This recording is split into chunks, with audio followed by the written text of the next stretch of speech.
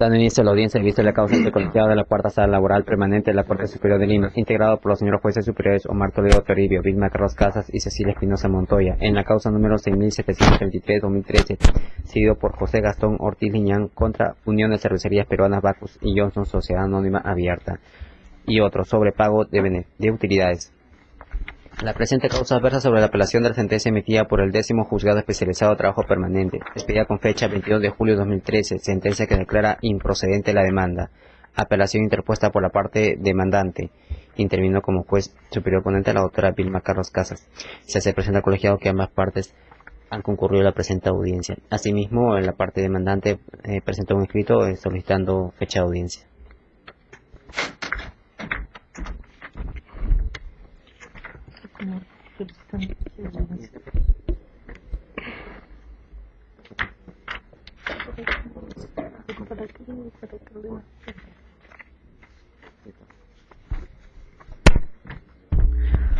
Buenos días.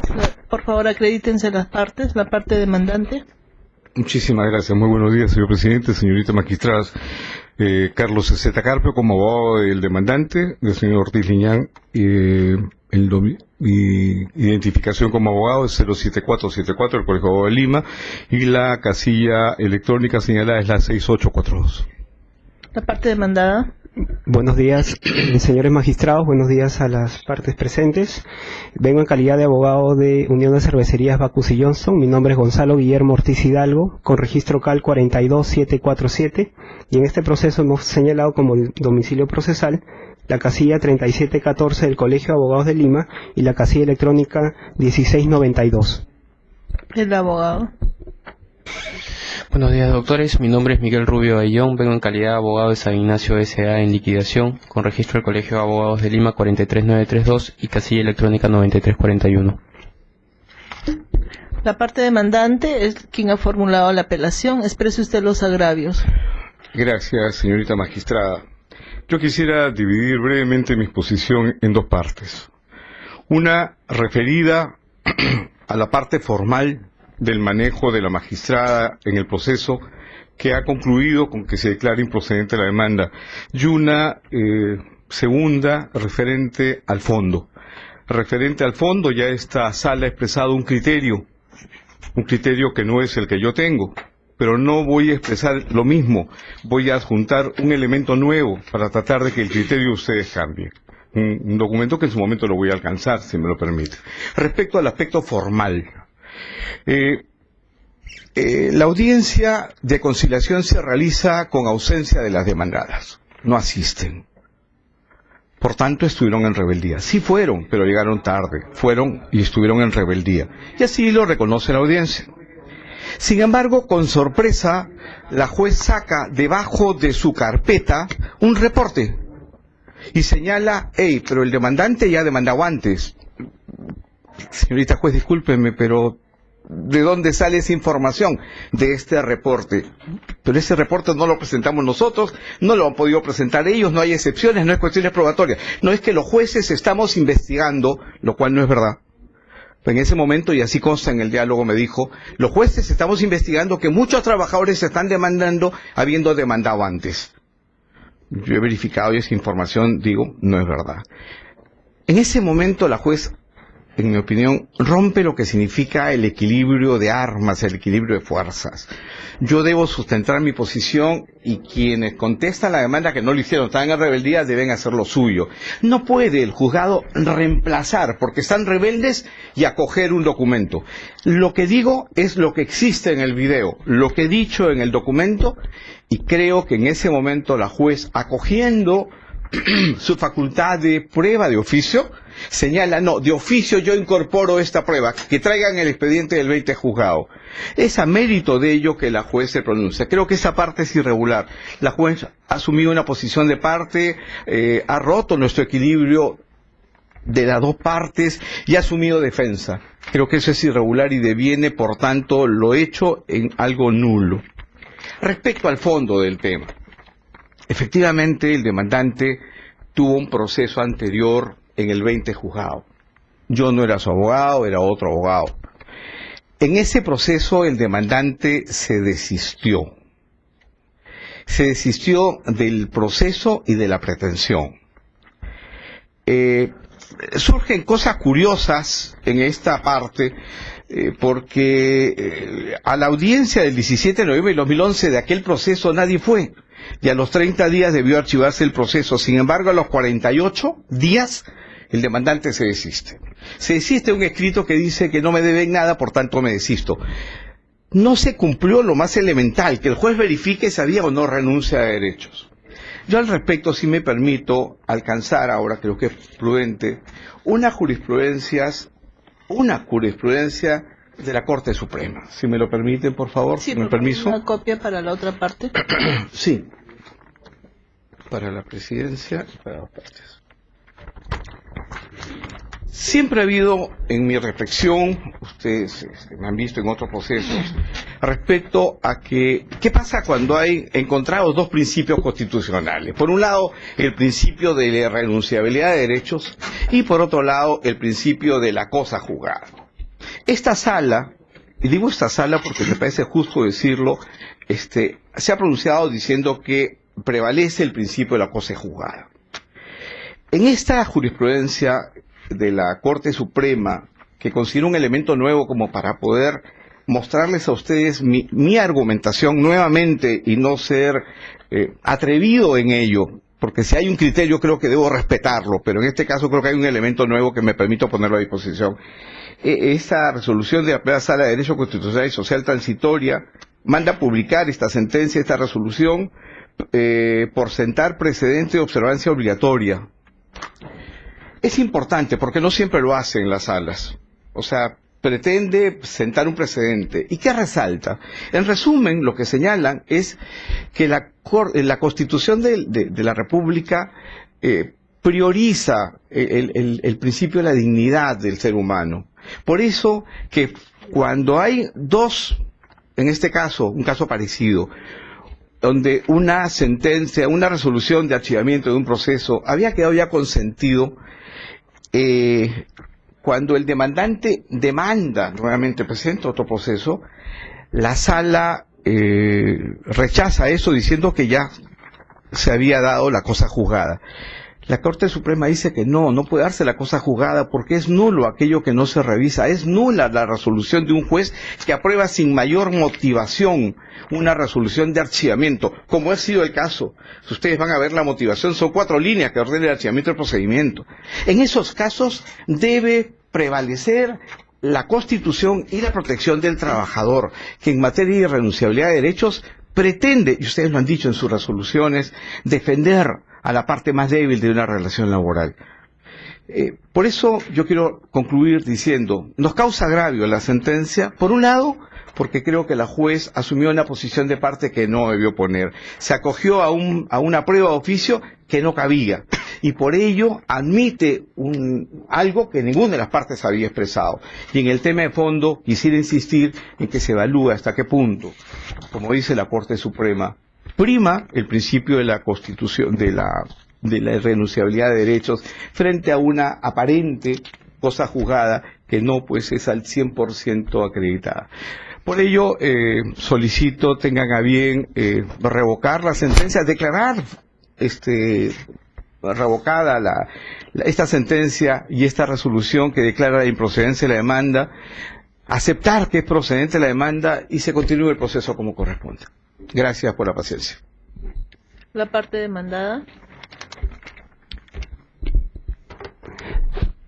Señores magistrados, habiendo escuchado los agravios que expone el abogado de la parte demandante, nosotros debemos de precisar que existen varias imprecisiones en las afirmaciones que se realizan. En primer lugar, sobre el aspecto formal expuesto por la contraparte, en la audiencia de conciliación, la jueza Inés Zúñiga, jueza del 10º Juzgado Laboral de Lima, en ejercicio de sus funciones, le pregunta al juez, a la parte demandante, si es que en efecto habría presentado ya un proceso judicial contra la empresa Bacus y la empresa San Ignacio, y obra el video respectivo. Responde textualmente que sí, había ya demandado a ambas empresas, pero que se ha desistido. ¿Cuál es la atribución que tiene la jueza para hacer esta interrogante?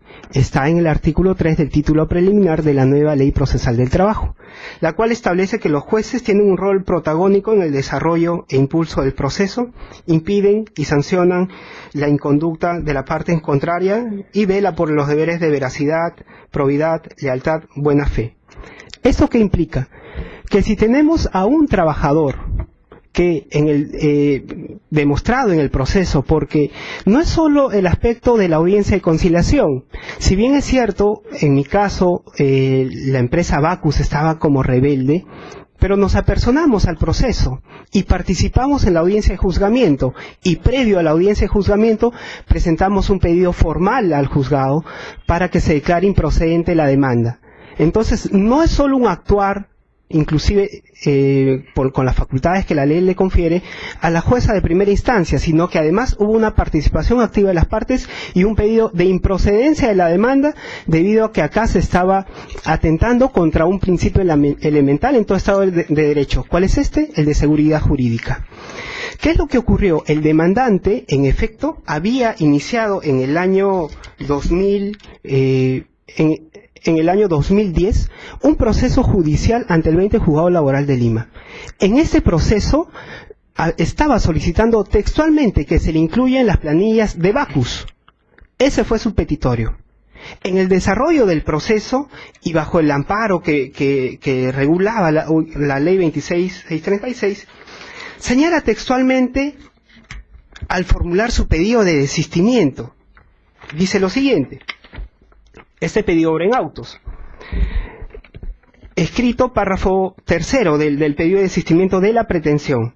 Lo cierto, señor juez, es que ello no ha sido así y por tanto reconozco que San Ignacio fue quien siempre actuó como mi real y único empleador, habiendo dicha empresa cumplido con pagarme oportunamente todos los conceptos a los que yo tuve derecho durante nuestra relación laboral, no adeudándome ningún monto, ella ni cualquiera de las empresas demandantes, conforme señalé en mi escrito de demanda. Entonces hay un reconocimiento expreso del propio trabajador de que fue trabajador de la empresa San Ignacio.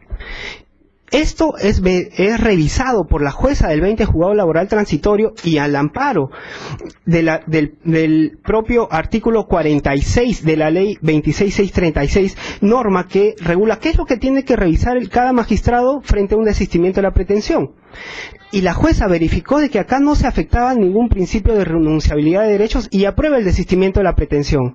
Tiempo seguido, bajo el amparo de la nueva ley, el demandante vuelve a presentar una nueva demanda sobre lo mismo. Solicita que se le reconozca como real empleador a la empresa Bacus. Los fundamentos de ambas demandas son los mismos. Esto es que habría existido un poder de dirección de tal magnitud de Bacus respecto de CICE y sus trabajadores que Bacus es el real empleador. Esto es lo mismo que ya se ventiló en el otro proceso y que obra con un desistimiento de la pretensión que, como lo dice el artículo 344 del Código Procesal Civil, tiene efectos de una sentencia infundada con autoridad de cosa juzgada. Entonces, no es factible que se vuelva a demandar lo mismo. Finalizo esta exposición señalando que tampoco se puede sostener que ha habido una vulneración al principio de renunciabilidad, porque bajo nuestra tesis, los derechos que se demandan como un supuesto empleador es un derecho expectaticio que tiene el demandante. Él estuvo ya reconocido como trabajador de la empresa San Ignacio, estuvo en las planillas de San Ignacio, y decir que es trabajador de otra empresa, de otra compañía, es simplemente un tema expectaticio respecto al cual evidentemente puede formular un desistimiento, y así lo hizo en el proceso ante el 20 Juzgado Transitorio Laboral. De tal manera que, en este caso, la improcedencia de la demanda decretada por la juez Inés Zúñiga, juez de primera instancia, es correcto. ¿Cuál es la necesidad que tiene el demandante de recurrir nuevamente a solicitar tutela jurisdiccional? No la tiene. Eso es lo que desarrolla en extenso la sentencia, motivos por los cuales creemos que esta debe ser confirmada en todos sus extremos. Bien. Usted diga, por favor, ¿cuáles son las pretensiones invocadas en el 20 juzgado? En el primer proceso, Sí.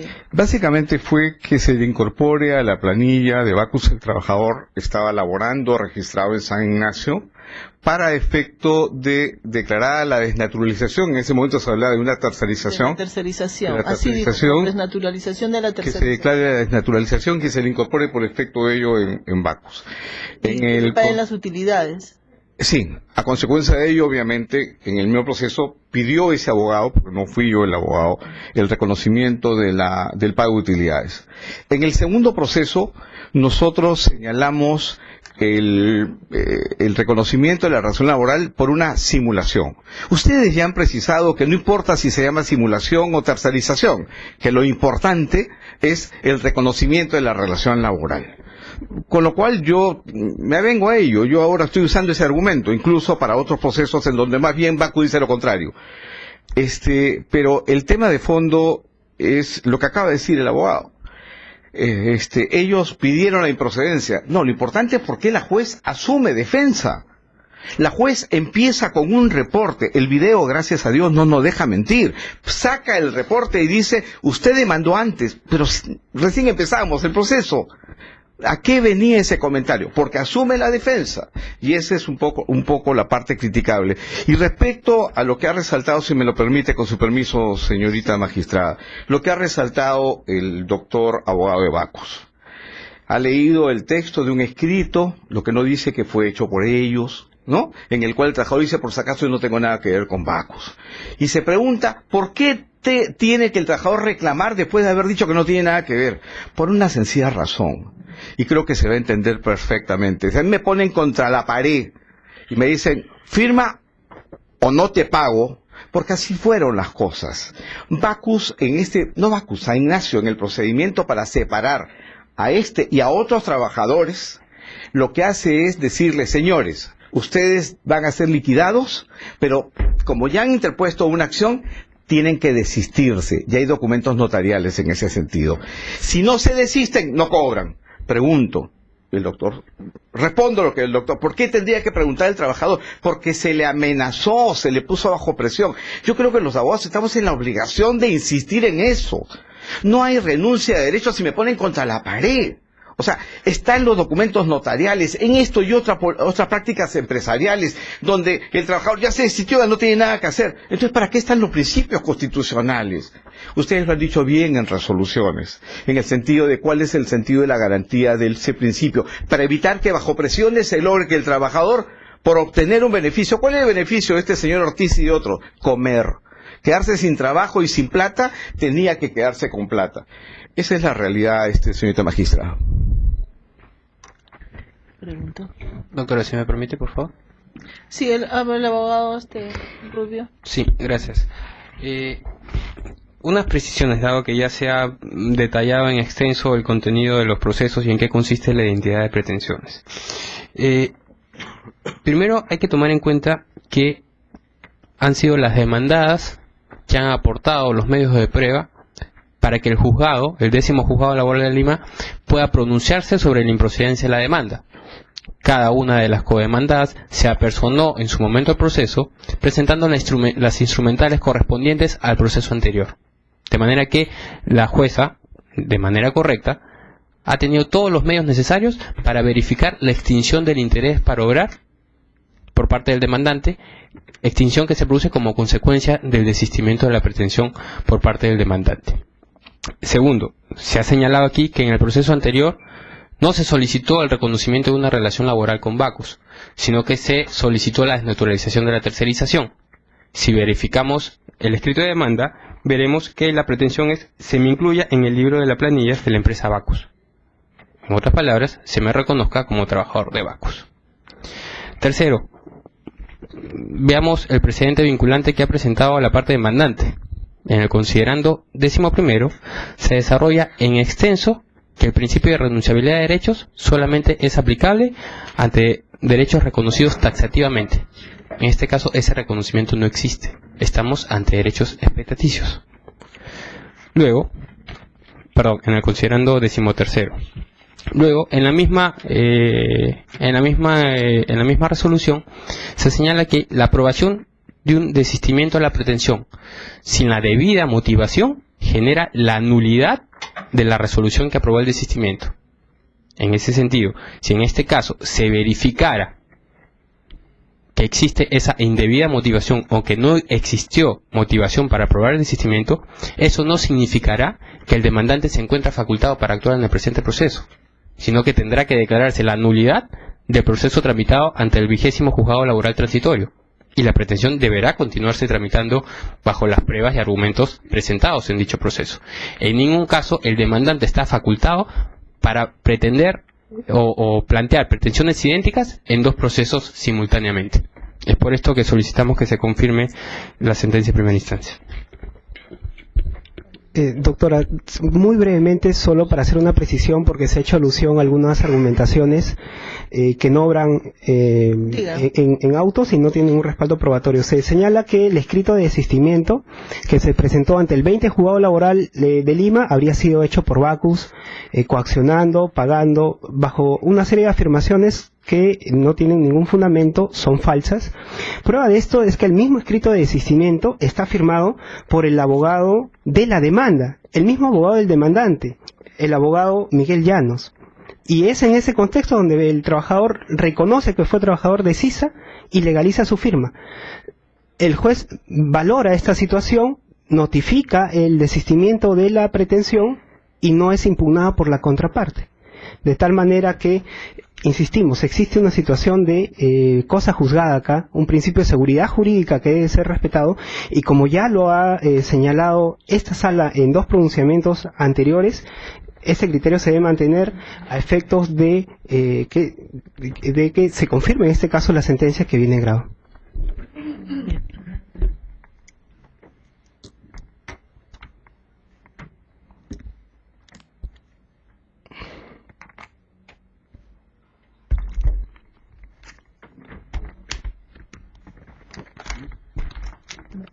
Este colegiado ha decidido continuar con el debate y vamos a diferir el fallo para el día 30 de julio a las 3:30 de la tarde. 30 de julio a las 3:15. 3:15 de la tarde en las oficinas de la Secretaría de esta sala, con lo que concluye la audiencia. Gracias.